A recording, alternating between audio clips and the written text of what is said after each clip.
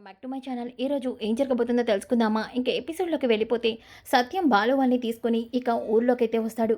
రాగానే అక్కడ ఉన్న అందరూ కూడా ఇక సత్యాన్ని పలకరిస్తారు. సత్యం, ఎన్నాళ్ళైంది నేను చూసి, ఎన్నాళ్ళకి ఊరొచ్చావా అని వెనకాలే ఉగాది పండక్కి అమ్మ పిలిచింది, అందుకే మొత్తం మా కుటుంబం మొత్తం వచ్చాము. ఇదిగో వీళ్ళు మా పిల్లలు అంటూ బాలుని, మనోజ్ని, అలాగే రవిని అందరికీ పరిచయం చేస్తాడు. ఇక మీనా, ప్రభావతి, శృతి, రోహిణి అందరూ కూడా ఇంకా అక్కడ ఉంటారు. అందరూ కూడా వాళ్ళకి నమస్కారం పెడుతూ ఉంటారు.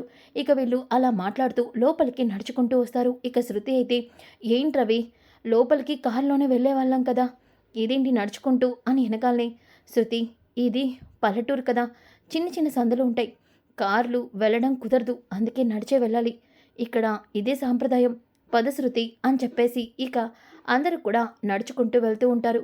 ఇక రోహిణి అయితే, మనోజ్ నాకు చాలా హ్యాపీగా ఉంది, ఫస్ట్ టైం విలేజ్ చూడటం అని చెప్పేసి రోహిణి అయితే అంటుంది. ఇక ప్రభావతి, అంతే కదమ్మా, నీకు ఇది మొదటిసారి అయి ఉంటుందిలే, నువ్వు విమానాల్లో తిరిగేదానివి, ఇలా పల్లెటూరు బస్సులు ఎక్కడం, పల్లెటూరు రావటం నీకు కొత్తే అని చెప్పి ప్రభావతి అంటుంది. ఇక మనసులో రోహిణి, ఏంటి కొత్త, మాది కూడా పల్లెటూరేగా, కానీ నేను బిల్డప్ ఇవ్వాలిగా, అందుకే ఈ బిల్డప్ అని చెప్పి రోహిణి అయితే అనుకుంటుంది. ఇక బాలు అయితే, అవునవును, దుబాయ్లో తిరిగేవాళ్ళు నేల మీద నడవరుగా, వీళ్ళు హెలికాప్టర్లో నడుస్తారు, కొంపతీసి ఇప్పుడు హెలికాప్టర్ వేయించమంటుందా ఏంటి పార్లరమ్మ, పాపం ఈ లక్షలు మింగేసినోడి దగ్గర జోబీలో రూపాయి కూడా లేదు కదా, మరి ఎలా వేయిస్తాడు అని వెనకాలే ఇక మీనా, ఇవ్వండి మీరు ఆగండి అని అంటుంది. ఇక ప్రభావతి, వీడు గోల భరించలేకే వాడు రానన్నాడు, అవునులే మరి పార్కులో పల్లీలు ఎవరమ్ముతారు అని చెప్పి బాలు అంటాడు. ఇక సత్యం, ఒరే బాలు, కాసేపు మనోజ్ గురించి వదిలేసే, ఊరొచ్చావు కదా, నానమ్మతో సంతోషంగా ఉండండి అని చెప్పి అంటాడు. ఇక అందరూ అయితే సుశీలమ్మ ఇంటి దగ్గరికి రాస్తారు. రాగానే సుశీలమ్మ అందరినీ చూసి చాలా సంతోషపడుతుంది. ఇక, షీలా డార్లింగ్, ఏంటి నా మీద బెంగ పెట్టుకున్నావా, ఇలా సన్నగా నాజుగ్గా అయిపోయావు అని వెనకాలే, నీకన్నీ నన్ను చూస్తే సరసాలే అంటూ సుశీలమ్మ ఇక అందరినీ మాట్లాడుతూ ఉంటుంది. ఇక శృతిని, ఏమా రోహిణి, మా ఊరొచ్చారు, ఎలా ఉంది ఊరు అని వెనకాలే, నాకంతగా నచ్చలేదు, ఎందుకంటే ఇక్కడంతా పేడ కంపు కొడుతుంది, అంతా డర్టీగా ఉంది అని శృతి అంటుంది. ఇక వెంటనే రవి, శృతి అలా డైరెక్ట్గా చెప్పకూడదు అని వెనగాలనే ఇక శృతి, అంటే అది అని అంటూ ఉంటే ఇక సుశీలమ్మ, సరే మాటలు చాలు కానీ ముందు వెళ్ళి కాళ్ళు కడుక్కోండి అని అంటూ ఉంటే అప్పుడే అక్కడ పక్కనింటి ఒక ఆవిడ వస్తుంది.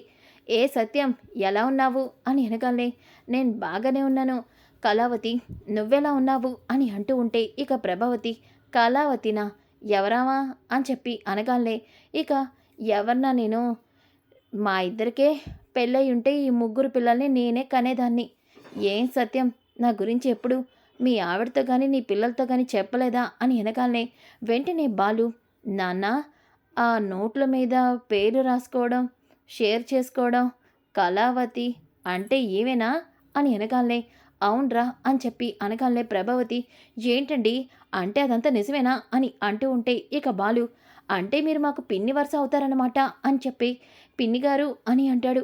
ఇక వెంటనే సుశీలమ్మ, ఒరే బాలు, నువ్వు వాగరా, ఊరికి రాగానే మీ అమ్మకి మీ నాన్నకి గొడవ పెడతావా ఏంటి, ఏం కళావతి, పని పట్ట లేదా నీకు, వెళ్ళు వెళ్ళు అని అంటూ ఉంటే, సత్యం నువ్వు మాత్రం మా ఇంటికి ఒక పూట భోజనానికి మాత్రం రావాలి, నీకు ఇష్టమైన నాటుకోడి కూర చేస్తాను అంటూ అక్కడి నుంచి వెళ్ళిపోతుంది. ఇక ప్రభావతి, ఏంటినా, నిజంగానే ఈయనకి ఒక లవ్ స్టోరీ ఉందా ఏంటి, బాబోయ్ వెళ్ళే వరకు ఈయన్ని జాగ్రత్తగా చూసుకోవాలి అని ప్రభావతి అనుకుంటుంది. ఇక అందరూ లోపలికైతే వెళ్తారు. వెళ్ళగానే శృతి, అలాగే రోహిణి, మీనా ముగ్గురిని చూసి సుశీలమ్మ, బంగారం లాంటి కోడల్ని తెచ్చుకున్నావు, ప్రభావతి నిజంగా అదృష్టవంతురాలు అని చెప్పేసి అంటుంది. ఇక రోహిణి అందరూ కూడా బామ్మ కాళ్ళ మీద పడి ఆశీర్వాదం అయితే తీసుకుంటారు. ఇక అందరూ కూడా టిఫిన్లు తింటారు. టిఫిన్లు తిన్నాక ఇక శృతి అయితే అన్ని రూమ్లోకి వెళ్ళి చూస్తూ ఉంటుంది. అలా చూస్తూ ఉంటే అక్కడ ఆల్బమ్ కనిపిస్తుంది. ఆ ఆల్బమ్ని తీసి ఓపెన్ చేసి చూస్తూ ఉంటే బాలు, అలాగే మనోజ్, ఇంకా రవి చిన్నప్పటి ఫోటోలు అయితే ఉంటాయి. అవి చూసిన శృతి, రవి ఒక్క నిమిషం ఇట్రా, ఏంటి ఇందులో నలుగురు అబ్బాయిలు కనిపిస్తున్నారు, ఇందులో నువ్వెక్కడున్నావు అనగానే ఇక రవి, అదే శృతి నీకు చెప్పలేదు కదా, మా మనోజ్ అన్నయ్య కంటే ముందు ఇంకొక అన్నయ్య కూడా ఉండేవాడు, అవునా, మరి అతను ఎక్కడున్నాడు, ఇప్పుడు లేడా అని వెనగాలే, చనిపోయాడు శృతి అని అంటూ ఉంటే ఇక శృతి, చనిపోయాడా, ఏంటి రవి ఏమంటున్నావు, ఎలా చనిపోయాడు మీ పెద్దన్నయ్య అని అంటూ ఉంటే అప్పుడే అక్కడికి ప్రభావతి వస్తుంది. ఏం చెప్పమంటావమ్మా, కొంతమంది వల్ల నా మొదటి బిడ్డని నేను కోల్పోయాను. ఆంటీ, మీరేమంటున్నారో నాకు అర్థం కావట్లేదు. ఏముంది, ఉన్నాడుగా ఆ నెలు తాగుబోతు బాలుగాడు, వాడి వల్లే నా పెద్ద కొడుకు చచ్చాడు అని అంటుంది. ఆ మాట విన్న రవి, అమ్మా, ఎందుకిప్పుడు ఆ మాటలన్నీ? ఏంట్రా అలా అంటావు? జరిగింది శృతికి తెలియాలి కదా అని చెప్పి అంటూ ఉంటే ఇక శృతి, ఏంటంటే మీరు అంటుంది అని అనగానే, అవునమ్మా, వాడే ఈత కొట్టడం రాకపోయినా వాడే నీళ్ళల్లో నా పెద్ద కొడుకుని నీళ్ళల్లో తోసేశాడు. అందుకే వాడికి ఈత కొట్టడం రాక నీళ్ళల్లో మునిగి చచ్చిపోయాడు అని అనగానే శృతి ఒక్కసారిగా షాక్ అయిపోతుంది. ఆంటీ, ఒకవేళ ఈత కొట్టడం రాకపోతే బాలు తనని తెలియకే నీళ్ళలో తోసేశాడేమో. కావాలని ఎవరలా చేస్తారు? మీరు అందుకని బాలుని హంతకుడు అన్నట్టు ఎలా మాట్లాడుతున్నారు మీరు? అయినా ఇద్దరు మీ కొడుకులే కదా. అలాంటప్పుడు తనని ఎలా తప్పు చేశాడని మీరు అనుకుంటున్నారు అని అంటూ ఉంటే అప్పుడే మీనా బాలు ఆ గుమ్మంలోంచి మాటల్ని వింటారు. ఇక ప్రభావతి, ఈ అమ్మాయి ఏంటి ఇలా మాట్లాడుతుంది అని చెప్పేసి అనుకుంటూ ఉంటే ఇక బాలు అయితే బాధపడుతూ అక్కడి నుంచి రూమ్లోకి వెళ్తాడు. ఇక మీనా, ఎవండి, బాధపడకండి అని అంటూ ఉంటే, అది కాదు మీనా, తప్పేంటో ఏం జరిగిందో మీకు తెలుసు, అలాగే మావయ్య గారికి తెలుసు. ఆమెకి తెలియదు కదా, అందుకే అలా మాట్లాడుతుంది. తన మాటల్ని మీరు పట్టించుకోవద్దు. మీరు నాకు ఈ ఊరొచ్చాక అంత పొలాలు చూపిస్తానన్నారు కదా, మరి మనం ఊర్లోకి వెళ్దాం పదండి అంటూ బాలు మీనా ఇక ఊర్లోకి వెళ్ళడానికి బయలుదేరుతూ ఉంటే ఇక సుశీల, ఎక్కడికి రా, పెళ్ళాన్ని తీసుకొని వెళ్తున్నావు? ఏం లేదు షీలా డార్లింగ్, మీనా పొలాలు చూస్తానంటే చూపించడానికి వెళ్తున్నాను అని అంటూ ఉంటే అప్పుడే రవి శృతిని తీసుకొని, శృతి, మనం కూడా బాలు అన్నయ్యతో వెళ్దాం పద అని అంటుంది. ఇక అప్పుడే మనోజ్ అలాగే రోహిణి కూడా మేం కూడా వస్తాం అని చెప్పేసి అంటారు. ఇక ముగ్గురు కూడా జాగ్రత్తగా వెళ్ళి జాగ్రత్తగా రండి, సరేనా? అలాగే మీరు వచ్చేసరికల్లా మీకు ఇష్టమైన చేపల కూర, రొయ్యల కూర, పీతల వేపుడు అన్నీ చేస్తాను అని చెప్పి సుశీల అంటుంది. దాంతో ప్రభావతి, చేస్తాను అంటుందేంటి, ఈమెదో చేసేసేటట్టు, ఆ మీనాని కూడా వాళ్ళతో పాటు పంపించేస్తే ఇంట్లో వంట ఎవరు చేస్తారు అని ప్రభావతి, అది కాదత్తయ్య, అందరూ వెళ్ళిపోతే వంట ఎవరు చేస్తారు? ఏ మీనా, నువ్వు ఆల్రెడీ ఈ ఊరొచ్చి ఊరంతా చూసావుగా, నువ్వు వెళ్ళాల్సిన అవసరం లేదు కానీ నువ్వు ఇంట్లో వంటలు చెయ్యి అని అంటూ ఉంటే ఇక సుశీల, ఏంటి ప్రభా, కోడలు ముగ్గురిని పంపించాలి కానీ ఒకరిని ఒకలా చూస్తావేంటి? నువ్వున్నావుగా, వంట నువ్వు చేద్దువులే, మీరు వెళ్ళండమ్మా అని చెప్పి మీనా వాళ్ళని పంపించేస్తుంది. ఇక బాలు తిక్కనిగింది ఆమెకి, లేకపోతే ఎప్పుడు చూసినా వంటింటి కుందేలాగా ఎప్పుడు నిన్నే వంటలోకి పిలుస్తుంది అంటూ ముగ్గురు కూడా ఇక పొలాల్లోకి వెళ్తూ ఉంటారు. ఇక అలా పొలాల్లోకి వెళ్తూ ఉంటే అప్పుడే రవి ఇక చెరువు దగ్గరికి వస్తాడు. రాగానే శృతి, రవి, ఇలాంటి చెరువులోనేనా బాలు వాళ్ళ అన్నయ్యని తోసేసింది అని అనగానే బాలు చాలా ఫీల్ అవుతాడు. ఇక మీనా, శృతి, నీకు ఏ విషయం కరెక్ట్గా తెలీదు, తెలియకుండా అలా మాట్లాడడం కరెక్ట్ కాదు, దయచేసి అలా మాట్లాడద్దు అని అనగానే ఇక రోహిణి అయితే ఏమీ మాట్లాడకుండా సైలెంట్గా ఉంటుంది. ఇంతలోకి అప్పుడే అంటే బాలుకి భయం కదా, ఇక ఆ చెరువు దగ్గరికి నేను రాను, మీరు వెళ్ళండి అని చెప్పేసి ఇక మీనానైతే తీసుకుని పక్క నుంచి వచ్చేస్తూ ఉంటే ఇంతలోకి అప్పుడే రవి అలాగే మనోజ్ ఇంకా శృతి, రోహిణి నలుగురు కూడా నడుచుకుంటూ వెళ్తారు. ఇక కాలు స్లిప్ అయి ఒక్కసారిగా మనోజ్ చెరువులో పడిపోతాడు. అలా పడిపోవడంతో ఇక రవి అయితే అన్నయ్య అన్నయ్య అంటూ గట్టి గట్టిగా అరుస్తూ ఉంటాడు. ఆ అరుపులు విన్న బాలు, ఏమైందిరా అని అనగానే మనోజ్ అన్నయ్య చెరువులో పడిపోయాడు అని అనగానే ఒక్కసారిగా బాలు నిమిషం కూడా ఆలోచించకుండా తను నీళ్ళంటే భయమైనా సరే నీళ్ళల్లోకి దూకి ఇక మనోజ్నైతే కాపాడతాడు. ఇక మనోజ్ని బయటికి తీసుకురాగానే అప్పుడే ప్రభావతి వాళ్ళకి, మీ పెద్దబ్బాయి నీళ్ళలో పడిపోయాడంట అని చెప్పేసి సత్యానికి అలాగే ప్రభావతికి ఊర్లో వాళ్ళు చెప్తారు. ఆ మాటలు విన్న ప్రభావతి అయితే, అవునా, ఎంత పనైంది, నాకు తెలుసు ఆ బాలుగడే ఏదో చుట్టి చేసుంటాడు అని ఒక్కసారిగా ఏడుస్తూ ప్రభావతి అయితే ఇక పొలాల వైపు పరిగెడుతుంది. ఇక సత్యం, సుశీలమ్మ కూడా అక్కడి నుంచి పొలాల వైపు అయితే వస్తూ ఉంటారు. ఇక ఇంతలోకి మనోజ్నైతే బాలు కాపాడతాడు. ఇక మనోజ్ నోట్లో నీళ్లు అలాగే కళ్ళు స్పృహలో ఎక్కకుండా ఉంటాడు. ఇక రోహిణి మనోజ్ మనోజ్ అని మనోజ్ని పిలుస్తూ చాలా భయపడిపోతూ ఉంటుంది. ఇక బాలు అయితే తన కాలు రుద్దటం అలాగే ఇక పొట్ట నొక్కడం ఇవన్నీ కూడా చేస్తూ ఉంటాడు. అప్పుడే అక్కడికి ప్రభావతి వస్తుంది. ఇక బాలుని మనోజ్ని అలా చూసి ఒక్కసారిగా బాలుని పక్కకి నెట్టేస్తుంది. మనోజ్, నాన్న మనోజ్, ఏమైందిరా, నువ్వు నా కొడుకుని చంపేయాలని చూస్తున్నావరా, ఒక ఒక బిడ్డని అలాగే నాకు దూరం చేసావు, సరిపోనట్టు వీణ్ణి కూడా చంపేద్దామని చూస్తున్నావా హంతకుడా అని అనగానే ఒక్కసారిగా మీనా అత్తయ్య అని అంటుంది. ఏంటే నేను చెప్పేది అబద్ధమా? మనోజ్ మనోజ్ అని అనగానే మనోజ్ కళ్ళు తెరుస్తాడు. ఎలా ఉంది మనోజ్ నీకిప్పుడు? అమ్మా నాకు బాగానే ఉంది. నాకు ఇప్పుడు బాగానే ఉంది అని అంటాడు. ఇక మనోజ్ని తీసుకొనైతే అందరూ ఇంటికైతే వస్తారు. రాగానే ఇక మనోజ్ తల తుడుస్తూ ఉంటుంది రోహిణి. ఇంతలోకి ప్రభావతి, అసలు వీడు నా కొడుకుని చంపడానికే కంకణం కట్టుకున్నాడు. అవును, ఎప్పుడు చూసినా వీడి మాటలతో వాణ్ణి చులకన చేస్తూ ఉంటాడు. అది సరిపోనట్టు ఇప్పుడు ఏకంగా వాణ్ణి చంపడానికే తీసుకెళ్ళావా? ఏంట్రా చెప్పు. అంతకంటే ఎంతో కొంత విషం ఇచ్చి నన్నే చంపి నా ప్రాణాలు పోయాక నా బిడ్డని ఏదో ఒకటి చేసుకో అని అనగానే ఇక సత్యం, ప్రభా ఏంటి ఆ మాటలు?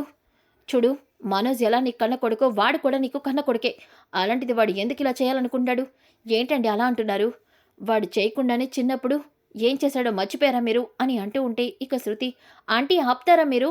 నిజం తెలుసుకోకుండా ఎందుకు బాలుని తప్పు చేసిన వాళ్ళలాగా వేలెత్తి చూపిస్తున్నారు? యాక్చువల్లీ అసలు మనోజ్ చెరువులో పడిపోవడానికి కారణం రవి.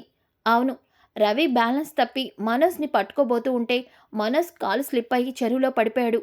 బాలుకి నీళ్ళంటే భయమని చెరువు దగ్గరికి కూడా రానని చెప్పి బాలు మీనా పొలాల్లో కూర్చున్నారు. చెరువు వైపు వెళ్ళింది మేము. అలాంటి మీరు ఎందుకు బాలుని ఏదో తప్పు చేసిన వాళ్ళగా వేలెత్తి చూపిస్తూ ఎందుకు బాలుని మీరు అందరి ముందు పాయింట్అవుట్ చేస్తున్నారు అని అంటూ ఉంటే ఇక ప్రభావతి అయితే షాక్ అయిపోతుంది.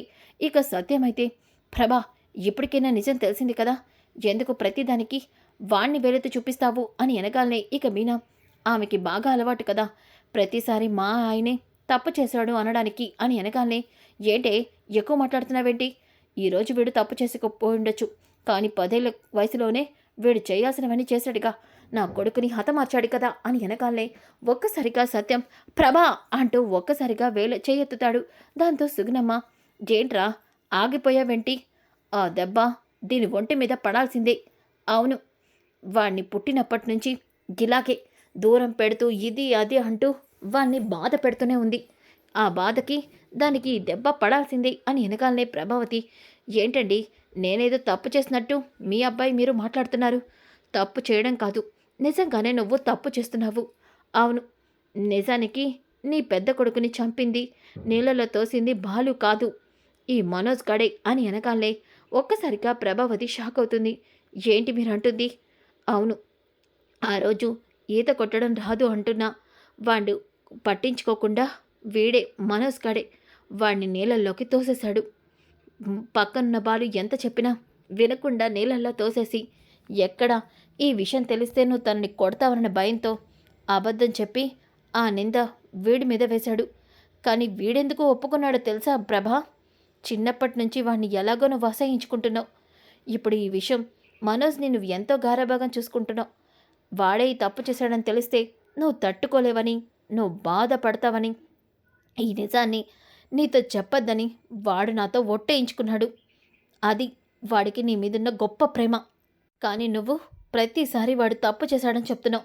ఇప్పుడు కూడా నేను ఎందుకు చెప్పానో తెలుసా ప్రభా? రేపెప్పుడైనా మనోజ్కి ఏదైనా జరిగితే మళ్ళీ నువ్వు బాలునే ఎత్తి చూపిస్తావు అన్న భయంతోనే ఈరోజు నేను ఈ నిజాన్ని బయట పెట్టాను అని అనగానే ఇక ప్రభ అయితే మనోజ్ దగ్గరికి వెళ్ళి మనోజ్ కాలర్ పట్టుకొని, చెప్పరా మీ నాన్న చెప్తుంది నిజమేనా? నిజంగానే నువ్వే నువ్వే నేను నీళ్ళలో తోసావా? చెప్పరా అని అనగానే, అది అమ్మా, అది అబద్ధం చెప్పావో చంపేస్తాను చెప్పు అని అనగానే, అవునమ్మా, ఆ రోజు అన్నయ్యని నీళ్ళల్లో తోసేసింది నేనే. కానీ భయంతో నువ్వు నన్ను కొడతావన్న కోపంతో అదంతా ఈ బాలుగాడే చేశాడని అబద్ధం చెప్పాను అని మొత్తం నిజాన్ని చెప్తాడు. విన్న మీనా, ఇప్పటికైనా నిజం తెలిసిందా అండి? మా ఆయన ఏ తప్పు చేయలేదని. మా ఆయన చేసిందంతా ఒకే ఒక తప్పు, నిజాన్ని దాచిపెట్టడం. అదే మా ఆయన చేసిన తప్పు, అంతే తప్ప మా ఆయన ఏ తప్పు చేయలేదు అని వెనకాలనే ఇక శృతి, బాలు నువ్వు ఎప్పుడు ఎందుకు ఇలా ఉంటున్నావో, ఎందుకు అందరితో దూరం పెడుతున్నావో, ఎందుకు మనోజ్ని ఇలా తిడుతున్నావో నాకు అర్థం కాలేదు. కానీ ఈరోజు నువ్వు చేసింది వింటుంటే ఆశ్చర్యంగా ఉంది. యాక్చువల్లీ నీ విషయంలో జరిగిన తప్పు ఇంకెవరికైనా జరిగితే ఈ మనోజ్ని ఇంతకన్నా ఎక్కువే తిట్టేవారు. నువ్వు కాబట్టి ఇలా వదిలేస్తున్నావు. నిజం బాలు అని చెప్పి శృతి అంటుంది. ఇక ప్రభావతి అయితే ఏడుస్తూ బాలు చేతులు పట్టుకొని నన్ను క్షమించరా, నేను నానా మాటలు అన్నాను, ఎన్నోసార్లు నిన్ను చీదరించుకున్నాను, ఎప్పుడు కూడా నువ్వు నా కడుపున పుట్టిన కొడుకులాగా నిన్ను చూడలేదు. అవునరా, చిన్నప్పటి నుంచి నేను ఎప్పుడు బాగా చూసుకోలేదు, నీకు ఏ రోజు నేను కడుపు నిండా తిండి పెట్టలేదు, కన్లారా నిన్ను ప్రేమగా చూసుకోలేదు అని ఇక ప్రభావతి ఏడుస్తూ కుప్పకూలిపోతుంది. సో ఫ్రెండ్స్, కమింగ్ ఎపిసోడ్ చాలా చాలా ఇంట్రెస్టింగ్గా ఉంటుంది. డోంట్ మిస్ ఈ వీడియో. నచ్చితే తప్పకుండా లైక్ చేసి షేర్ చేయండి. Thanks for watching. Back to my channel. ఈరోజు ఏం జరగబోతుందో తెలుసుకుందామా? ఇంకా